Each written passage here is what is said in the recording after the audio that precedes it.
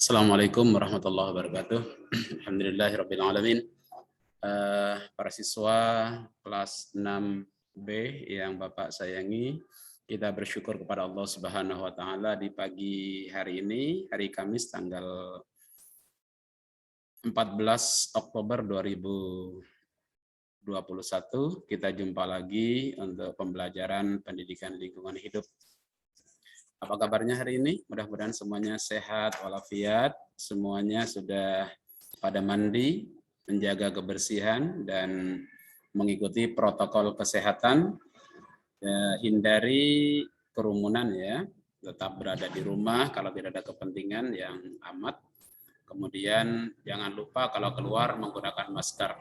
Para siswa, hari ini kita belajar tentang lingkungan, biotik dan abiotik, kelanjutan dari materi yang lalu. Baik para siswa, kita masuk ke materi. Ini materi kita di hari ini tanggal 14 ya. Kita bicara tentang pemeliharaan lingkungan biotik dan abiotik. Bagaimana kita memelihara lingkungan biotik dan abiotik itu? Nah, kita sebagai bangsa Indonesia tentu menginginkan lingkungan kita tetap lestari, tetap indah, tetap terpelihara dengan baik. Begitu juga pemerintah juga mengharapkan lingkungan di negeri ini terpelihara dengan baik. Nah, karenanya para siswa diharapkan di dalam pembelajaran ini kita juga dapat menjaga dan melestarikan kelestarian lingkungan biotik dan abiotik itu sendiri.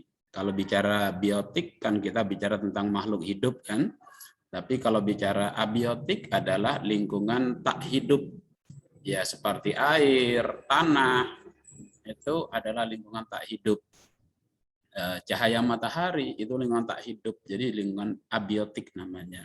Nah, bagaimana kita di dalam menjaga lingkungan itu tetap lestari, tetap kita nikmati.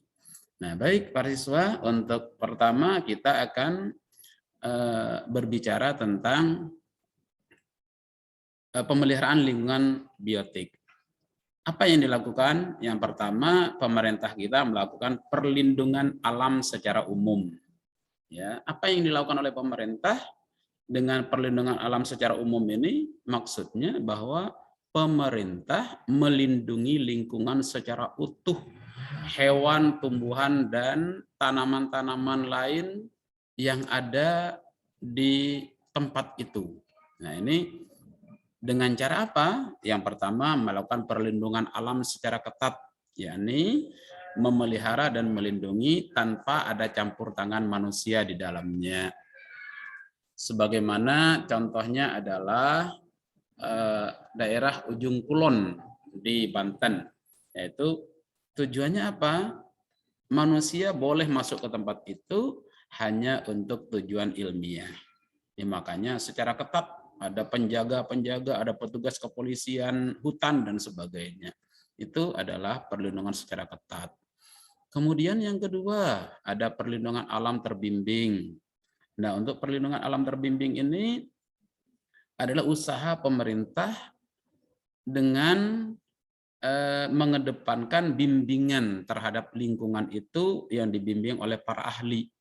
Jadi didatangkan oleh para ahli bagaimana agar lingkungan alam biotik itu tetap terjaga dan terpelihara bisa dinikmati oleh anak-anak kita, anak cucu kita nantinya. Jadi kalau menanyakan sesuatu, cucu-cucu kita nanti berapa puluh tahun yang akan datang itu masih terpelihara. Itu dibimbing oleh para ahli. Kemudian yang ketiga dengan membentuk taman nasional. Nah, untuk taman nasional ini adalah pemerintah memanfaatkan lahan yang tidak terpakai, kemudian digunakan untuk tempat tujuan wisata. Dengan tidak mengganggu ekosistem yang ada di dalamnya. Misalnya di Taman Safari di Bogor itu, kalau kamu nanti jadi orang Jawa bisa jalan-jalan banyak uang, tuh bisa sampai ke Bogor. Pak Guru belum pernah ya. Nah, Sampai ke Bogor itu bisa lihat segala macam tanaman, segala macam hewan itu ada di Taman Safari. Begitu juga di daerah Waikambas di Palembang, itu di daerah Sumatera Selatan, itu ada Waikambas, tempat pemeliharaan gajah di sana ya. Itu tidak diganggu, tetapi dipelihara, dijadikan tempat tujuan wisata. Itu namanya Taman Nasional. Baik para siswa, kita lanjut pada materi berikutnya, melakukan perlindungan alam untuk maksud tertentu. Nah, ini pemerintah. Untuk maksud tertentu itu contohnya apa? Melindungi alam botaninya atau jenis tanaman tertentu. Jadi pemerintah tuh melindungi, tanaman ini tidak boleh ditebang. Kalau ditebang misalnya hutan jati, itu botani namanya, perhutanan jati. Itu dilindungi. Ada hutan mangrove, tidak boleh ditebang karena tempat perlindungan ikan-ikan. Itu namanya perlindungan alam botani. Yang kedua, perlindungan alam zoologi. Ya, zoologi itu berarti hewan. Gitu ya. Hewan dipelihara oleh pemerintah, dilindungi oleh pemerintah, dan pemerintah nanti kalau sudah banyak di tempat itu akan menyebarkan ke daerah-daerah lain. Ya. Tuh. Kemudian yang ketiga, perlindungan alam antropologi. Kalau antropologi itu apa? Melindungi suku yang terisolir, ya.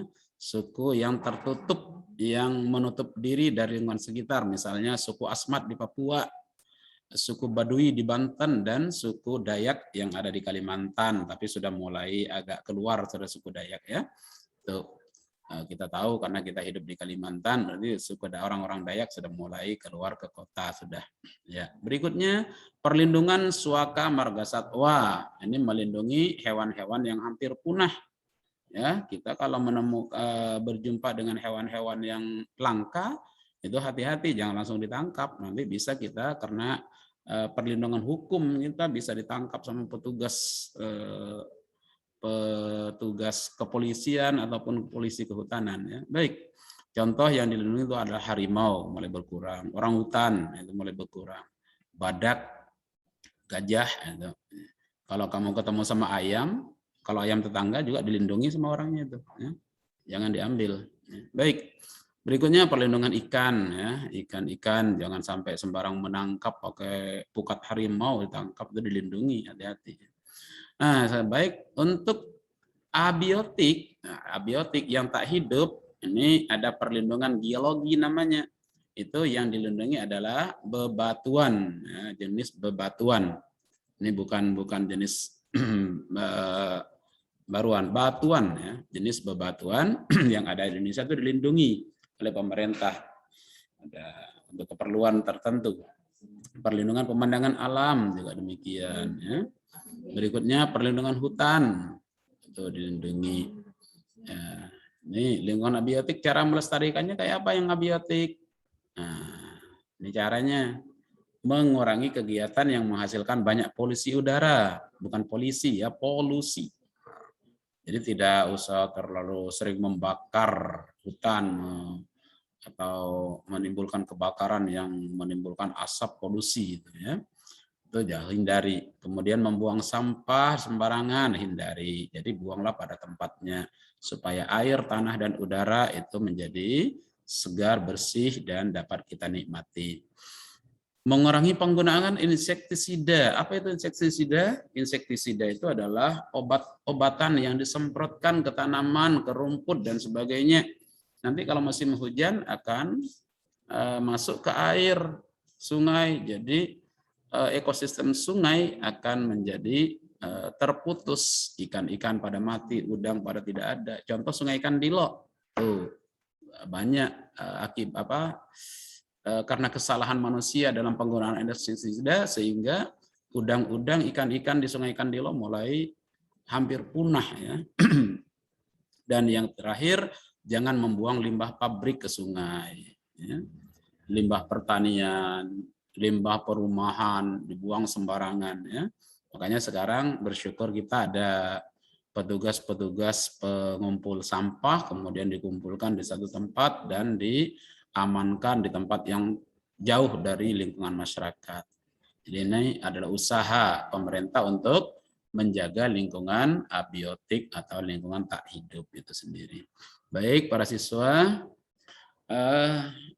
materi tentang lingkungan biotik dan abiotik dan bagaimana cara memelihara lingkungan itu sudah Pak Guru jelaskan, dan nanti kalian bisa buka lagi video pembelajaran Pak Guru ini, diperhatikan betul-betul apa-apa yang kalau perlu dibaca materi yang sudah Pak Guru tayangkan ini, dan setelah itu ada tugas Pak Guru melalui Google Formulir atau Google Drive, Pak Guru akan segera kirimkan. Demikian, terima kasih, selamat belajar dan jaga diri. Untuk kesehatan kita mahal harganya, jangan hanya gunakan untuk bermain saja, tapi gunakan kesehatan itu untuk beribadah kepada Allah Subhanahu wa taala. Demikian dan terima kasih. Assalamualaikum warahmatullahi wabarakatuh.